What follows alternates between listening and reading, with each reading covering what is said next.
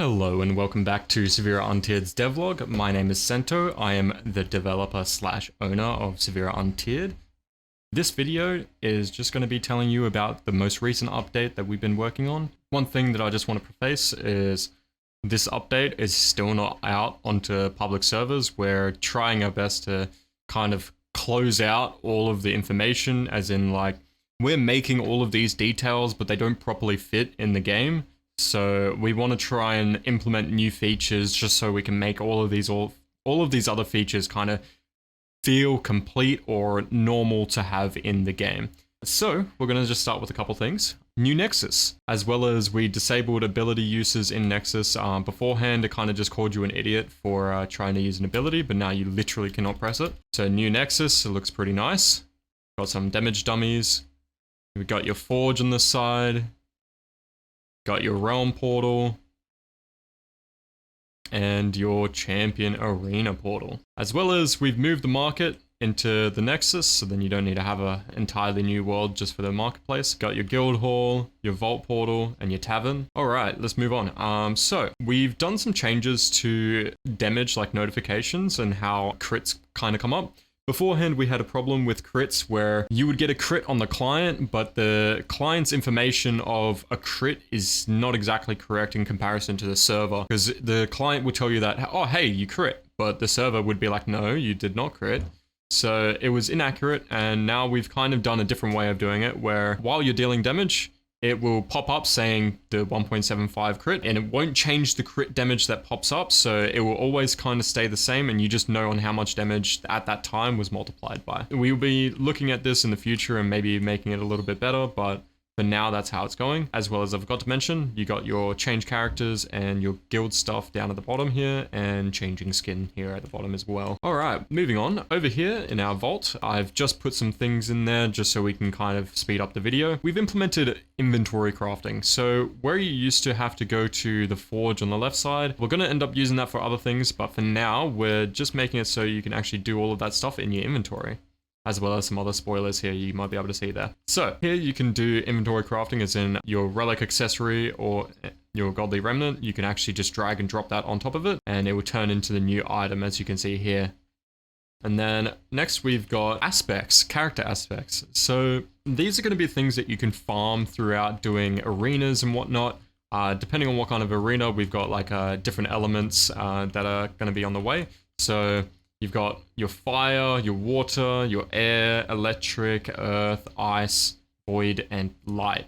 And these will all kind of give you different buffs to your character permanently, but it is only to that character. It's not towards all of your characters. And as you may have seen there, there's also a new stat, as that's called Evasion. And unfortunately, Evasion will not be a stat that you can max with potions. It will be something that's mainly just for a future skill tree, and yeah, as you see here, the aspects. And then moving on from that, we've got some market changes. You can actually now look for ingredients, so things that you can craft in your inventory.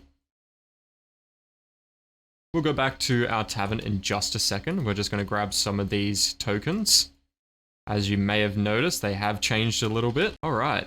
And so if we go into our tavern, I may not have set it up yet, but we'll give it a try anyway. So we can launch Malgor now. So we got Malgor right here, and you can launch that either in the tavern, or if you have a guild, you can actually host them in your guild hall now. That has been one of the most recent updates, where beforehand we also didn't have Malgor. We had it in previous updates, however, it was temporarily removed for a time being.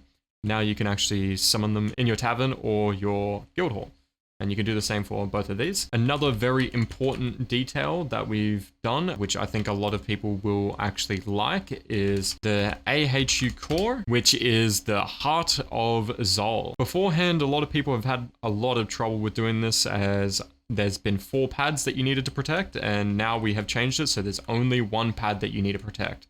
You can do this with your group of 4, group of 3. It should be a lot easier without having to need more than 6 people or whatnot to be able to do it, as well as should be a bit more possible with the addition to a tempered HP scaling that we've worked on. Along with this, we have added some stuff to, or at least it's not really added. I suppose as we've kind of fine-tuned the Champions Arena. Beforehand, we had issues with the Champions Arena. We actually removed the key because there was states where you could get into where once you had spawned the Champions Arena and gone in and you get up to a certain wave and whatnot, what would happen is you would get too many enemies in the arena and that would cause your game to start lagging or the server was to start lagging. So now we have like a spawn cap on enemies, meaning there can be, let's say, 80 enemies in a single round, but it might only do 4 rounds of 20 enemies, right? So it will queue up the amount of rounds it needs. For example, if you need 120 enemies, it will do it that as many times, you know, it will spawn 20 as many times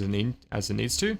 Once you clear an entire wave, it will then spawn the next wave within a couple seconds, and it will announce that as well. I'm definitely going to make it so the Champions Arena key is one-time use. Just going to point that out as well. Yeah, going forward, we've got some new item data stuff. Item data is something that's really awesome and really good for your unique part of items, right? Item data will give us the ability to modify items in real time. Previously, you had to make separate new items just to be able to change the item data or information just a tiny bit. Now, we don't need to make entirely new items.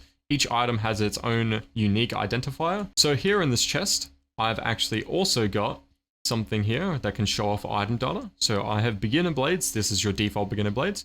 But here's another beginner blades, and see it has 300% rate of fire. So even though these are the same item, one is modified, and that is item data. As well as there's something I can't exactly show, as it's something that we're still working on, but we are implementing a form of harvestable entities, and that comes in the form of ores, trees, like getting logs, or bushes and whatnot you can salvage or forage. One thing that we also want to show you guys is that we've actually got hardware acceleration working completely correctly. There's maybe some dungeons like Undead Lair that might have some models or whatnot that won't show, as this version of hardware acceleration will remove models, which will speed up your game's performance, as well as previously when you had hardware acceleration on and you wanted to zoom out and in, your HP bar would get scuffed, but now that is working completely fine, and we might be able to show you some performance stats. So here you can kind of see we're getting good frames almost everywhere we go. I'm sure when there's a lot of enemies, it might drop a tiny bit, but as far as things go,